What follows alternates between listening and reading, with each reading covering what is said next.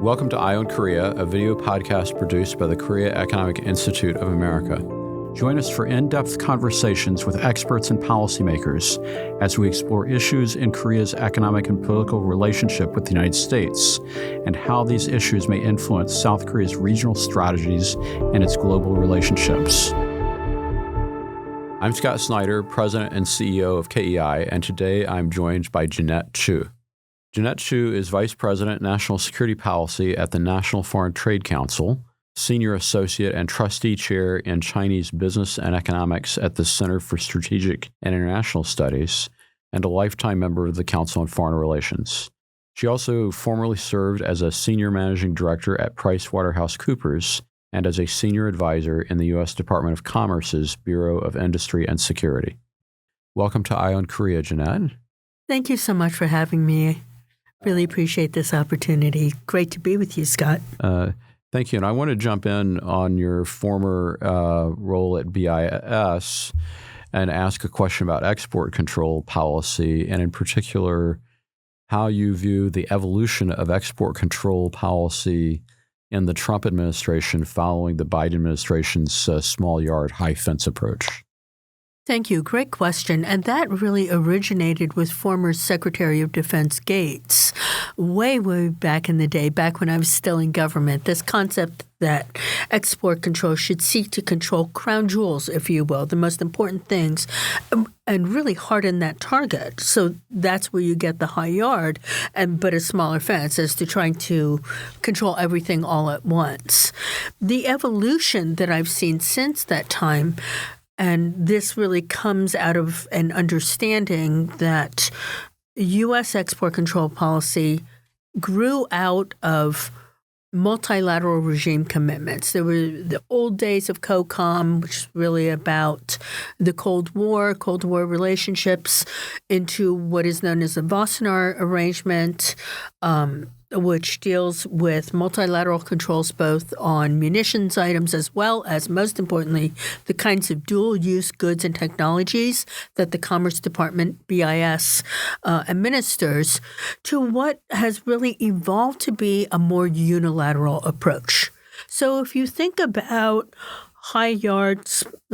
small yard, high fence, and that really being based on multilateral regime commitments, to what has evolved over the years to being more unilateral actions. For example, the growth of the entity list. That is something that is not multilateral. It is unilateral, but the pendulum may be swinging back as we seek to gain cooperation in other countries to take similar measures, and as other countries of their own accord also do the same. So the drift is multilateral to unilateral.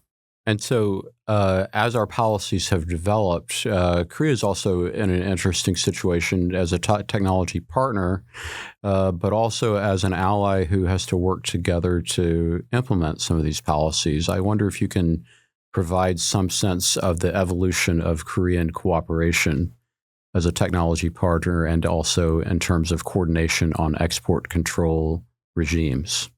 Well, certainly we've seen the growth of Korean investment, particularly in technology areas, whether that be around semiconductors and semiconductor manufacturing, as well as just generally advanced manufacturing in other sectors as well. The U.S. and Korea have a cooperative forum on export controls.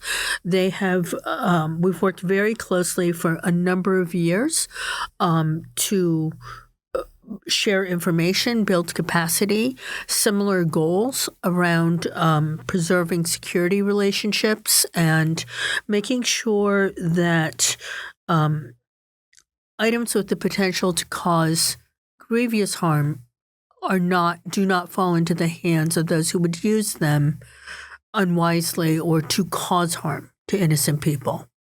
And I wonder, you mentioned the shift from multilateral to unilateral. Does that also mean that there's a potential for conflict with close allies as we move to a unilateral approach to export controls? I think there will always be points of disagreement. But one of the things that the U.S. has always and continues to strive to do, is to be as transparent as is possible and as collaborative as possible. For example, just in saying, hey, look, we have concerns, or working through existing cooperative law enforcement mechanisms through our FBI LEGAT offices and others overseas. Before I was senior advisor at BIS, I represented BIS at our embassy in Beijing for almost 6 years as the export control attaché, and that was a law enforcement role as well. So again, there's a very robust foundation of law enforcement cooperation around the world. And we work closely here at home as well as with our overseas partners in that regard. I want to ask you about the White House's AI action plan that was released last July. Where do you think that the U.S. is heading in terms of AI strategy, and is this different from the Biden administration? I think it is certainly an evolution, right? This AI, as AI itself has evolved, policy has also evolved. And a hallmark of the current administration's AI policy has been this commitment to trying to promote the export and global adoption of the U.S.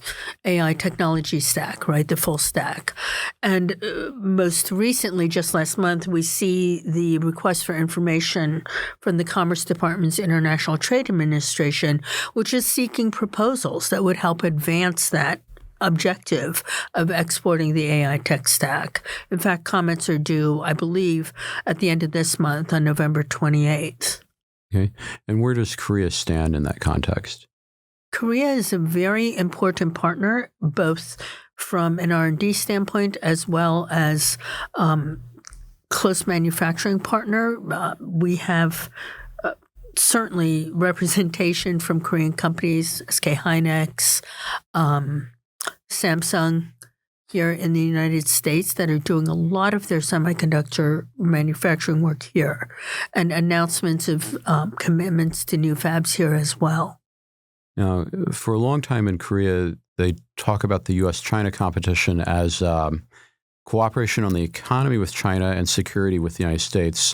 I think that's falling out of fashion, and the new Korean president has distanced himself somewhat from that. But I'm curious how you see Korea's efforts to navigate the space, especially in the technology area between the U.S. and China. That's been fascinating to watch evolve. Even when I was export control attaché back in the aughts in China, some of my earliest visits were to Korean semiconductor companies that were setting up shop in China. So Korea has always had significant investment over the past 30 years, if not more, in China, including in technology areas, and now increasing investment here in the United States as well.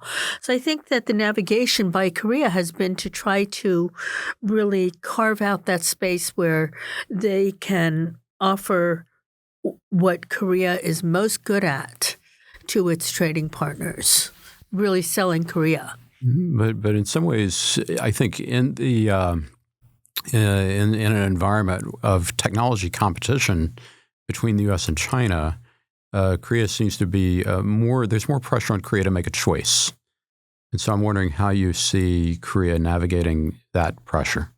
I think many countries would agree that they feel that same pressure, especially now, especially more recently, right? And I think for Korea, it's a matter of investment environment. It's also a matter of preserving its own access, for example, to certain rare earth elements that are needed for semiconductors and other technology areas, green tech, for example, right? And the navigation, I think, is still very early to assess. You need time. A fab is not an add water, stir well proposition, as you well know, right? These things are not overnight. And it takes time to see investments come to fruition. It takes time to see what sticks. Right now, I think everyone is trying to see, what side is stickier, right? Which is more sustainable? Businesses need that stability, and stability takes time. Now we're having this conversation right after APEC, and of course, President Trump and President Xi met there and made a deal, and there was also a U.S.-Korea deal. What do you think are the main takeaways from APEC for the U.S. and for U.S. trading partners? Well, certainly one takeaway is just how very skillfully and what wonderful hosts the Koreans were to juggle so many moving pieces at APEC and on the margins of APEC even more, right? So I think recognition of the role that Korea played as a facilitator is very important and should be recognized, deserves acknowledgement. In terms of key takeaways, the need to actually form trading alliances, plurilateral trading alliances, came through loud and clear. That's why there were so many deals that were announced, both in the run-up as well as there. Of course, the devil's always in the details, and I know we're still waiting for actual statements on implementation to be issued on a number of these. I know you're not a tariff focused person necessarily, but I do want to ask you how the tariff regime and the various authorities that have been applied in the Trump administration work together in order to achieve the administration's objectives. So certainly not speaking for the administration. You're absolutely right. I'm a national security person, not a tariff person. But I think all of these tariff programs were set up long before this administration, certainly Section 301, Section 232, with very, very different objectives in mind. And so to the extent that the administration sees these authorities as tools to be applied to meet specific policy objectives, that's what they're doing. So is there necessarily overlap, or I don't see these as puzzle pieces that have to interlock. It's more we need to address inequities, if you will, in certain trading relationships. So we will apply these 301 tariffs. We have significant national security concerns about our own defense industrial base, about potential impacts of certain sectoral imports. And so this administration has launched to date 11 national security investigations under Section 232. The only thing really new, I think, are the IEEPA tariffs.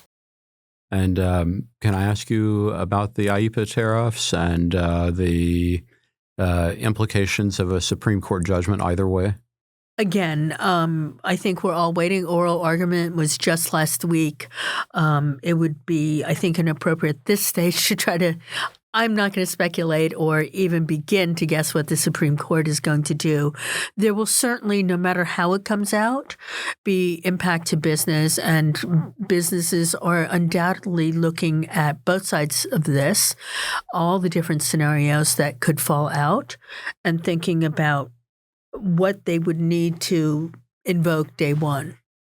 As you've watched the contours of U.S. trade policy in the Trump administration evolve so far, what do you think are the main observations that you have about both the process and about the objectives and outcomes that the Trump administration is trying to achieve? So I think that the Trump administration has clear domestic policy goals, particularly economically, right? It's about kitchen table issues. It's about a return to prosperity, bringing manufacturing back. In fact, if anything, building an even more robust manufacturing base domestically, because that results in job creation, it fuels local economies, it brings security to every kitchen table. In furtherance of that has been the trade policy, which is to enable that to happen, whether that's through encouraging foreign investment, trying to remove potential barriers to foreign investment or to trade, and to encouraging a more level playing field with other countries through tariff policy or other levers that they can pull. So that's the intersection in terms of how it actually plays out. Again, it's still pretty early in this administration. We're not yet one full year in. Out of the 11 Section 232 investigations, for example, only one has really concluded, and that's the one on timber, on lumber goods, derivative products. So we're still waiting for many other shoes to fall.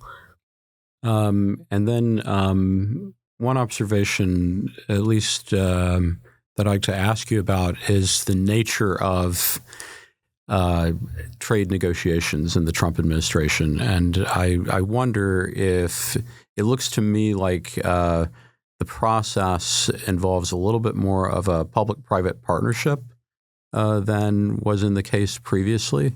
It's not just about the two governments, but the private sector also has a greater potential role. And so I'm wondering how you see private sector influence as related to especially the tariff framework negotiations, but also going forward as we see the evolution of other policies under the Trump administration related to tariffs and trade. Again, not a tariff person, not going to try to peel the onion on that. But, the private sector has always been very important to any administration. And, for every example that you can give of this administration, there's also an example for where perhaps the voice of the private sector hasn't really, at least on the surface, been taken into consideration, perhaps. For example, not renewing the president's PEXIA, the president's export council, right? Things like that. But I think the voice of business matters. It matters to this administration because companies are employers. You don't get to those kitchen table issues that we talked about without understanding what both the drivers and potential impediments are for businesses so that you can create the right incentives. Do you think that businesses are amplifying their message to the administration sufficiently to be able to protect their interests? I think businesses have been very consistent in their messaging with this administration that stability is critical, understanding guardrails is critical, understanding the contours both of opportunities and challenges is critical. Businesses understand how very important economic security is to the national security interests of this country. Business is a partner in meeting those national security objectives and want to have a seat at that table. They already do, but in terms of amplifying that messaging, I think it's amplified in many ways every single day, and perhaps more so or in more diverse ways than we've seen in previous years, previous administrations. And finally, going forward, what are the issues that you're really focused on as we move toward year two of the Trump administration, and what are the things that you would encourage others to watch? This administration has set forth a very ambitious agenda, and it is certainly moved with alacrity to try to implement a lot of that, right? I would look for some dust to settle, perhaps, moving forward. I mentioned already the Section 232 investigations. The president, in fact, has 270 days, right? There's a limited – these are time-bound. So these will start to reveal themselves moving forward. I think everyone anticipates that the Supreme Court will rule on the IEEPA tariffs. There will be outcomes from that. So it's a lot of watching the dust settle to figure out what will come next in this administration. Certainly the focus on AI, as I mentioned, the RFI that was issued last month, hopefully some of those will start coming to fruition, and hopefully we'll see some of the investment in that as well and the results of investment. Okay. I might ask just one other question about the volume of Korean investment that has come into the United States, and a lot of the pledges and targets are even higher going forward. But Korean businesses are also looking to the U.S. environment to allow them the opportunity to make returns. What do you think are the critical messages that Korean business should be trying to convey to governments as they try to achieve that objective? Certainly the importance of partnership and opportunities that they bring, whether that's in terms of job creation or just investment dollars flowing into local communities, in some cases, communities that have been overlooked in the past, right? Korean companies, to your point, have made huge investments in the United States. And some of this is around how do we make sure that we get the most that we can out of that, whether it's in terms of local incentives, working with local governments, state governments, as well as taking advantage of federal programs that might be made available to them. So, for example, as what you've seen in the recent trade deal that was signed, and a number of those pledges that were announced as part of that deal. That's about all the time we have. Thank you, Jeannette, for joining us on Eye on Korea. Thank you so much for having me. It's a pleasure. And thank you for watching another episode of Eye on Korea. If you enjoyed this episode, be sure to like the podcast, subscribe so you won't miss the next one, and leave a review to help others discover the show. Follow the Korea Economic Institute of America on social media, or visit keia.org for more resources, events, and expert analysis on Korea. We'll see you next time on Eye on Korea.